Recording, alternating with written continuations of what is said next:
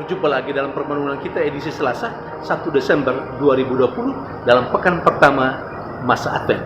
Bacaan-bacaan liturgi yang kita gunakan hari ini, bacaan yang pertama dari Nubuat Yesaya bab 11 ayat 1 sampai 10 dan bacaan Injil dari Injil Lukas bab 10 ayat 21 sampai dengan 24. Hari ini adalah peringatan Beato Dionysius dan Redemptus, biarawan dan martir Indonesia.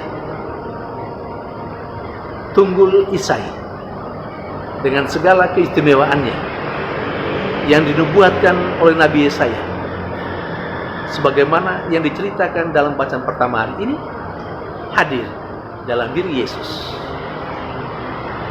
Yesus adalah Tunggul Isai yang kedatangannya, yang kehadirannya sudah diramalkan oleh para nabi, termasuk Nabi Yesaya.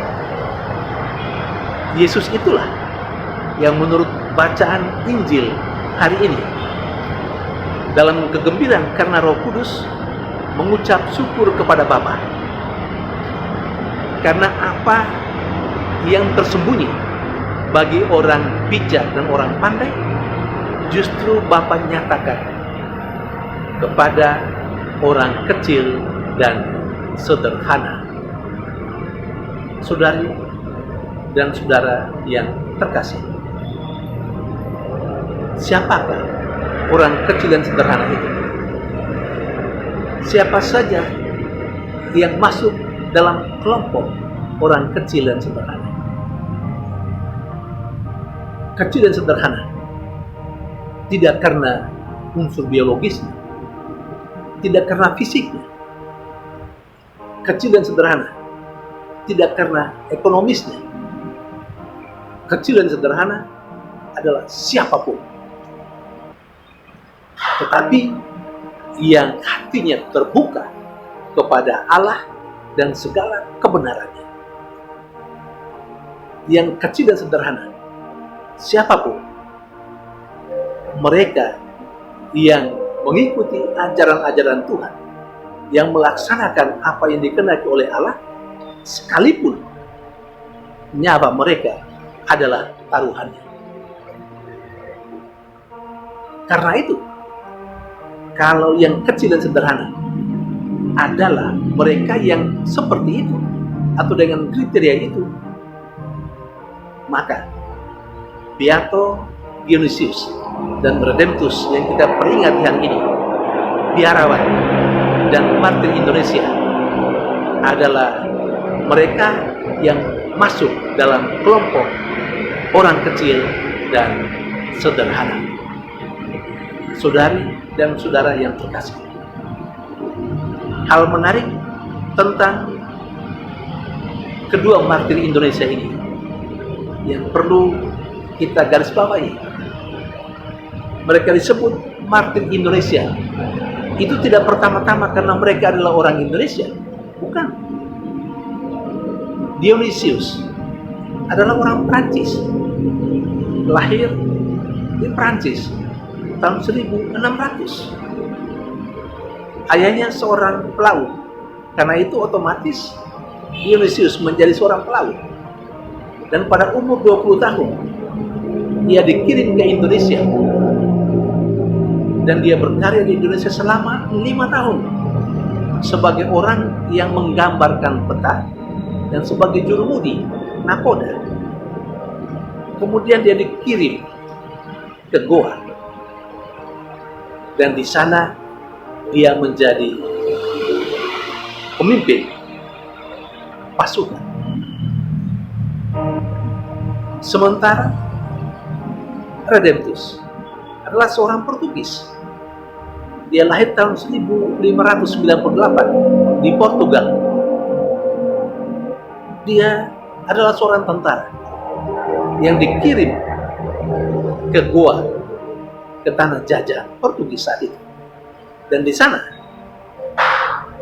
Dionysius dan Redemptus bertemu. Mereka berdua akhirnya dikirim ke Aceh. Dan di Aceh pada tahun 1638 mereka ditangkap dan mereka mati sebagai martir pada tanggal 29 November.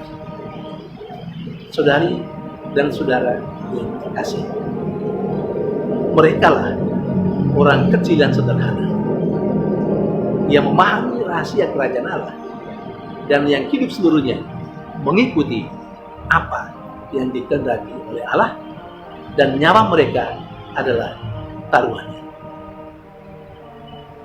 Saudari dan saudara terkasih, mampukah kita menjadi seperti Beato Dionysius dan Adadeptus? Kita kiranya tidak hanya berbangga karena mereka berdua disebut sebagai martir Indonesia, tapi kita kiranya bisa terinspirasi dari cara hidup mereka,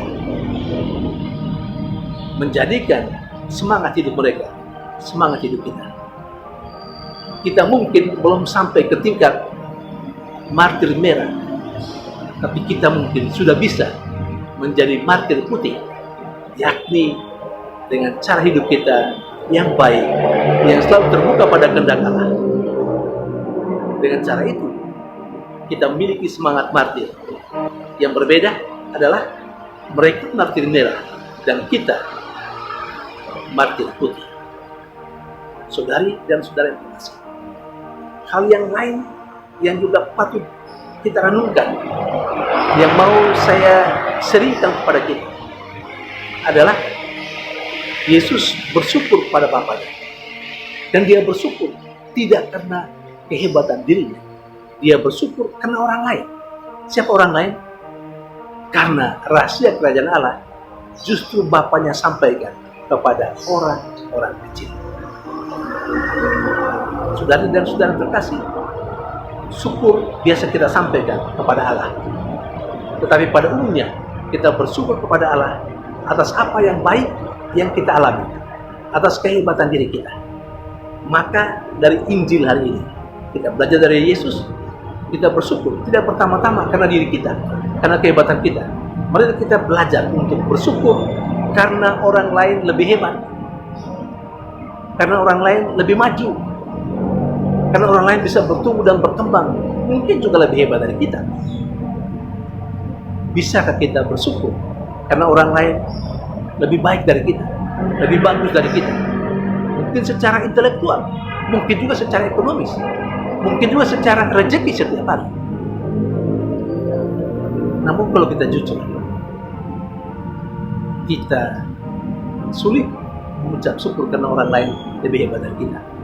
Sebaliknya, kita iri hati kalau yang lain lebih baik dari kita, lebih hebat dari kita.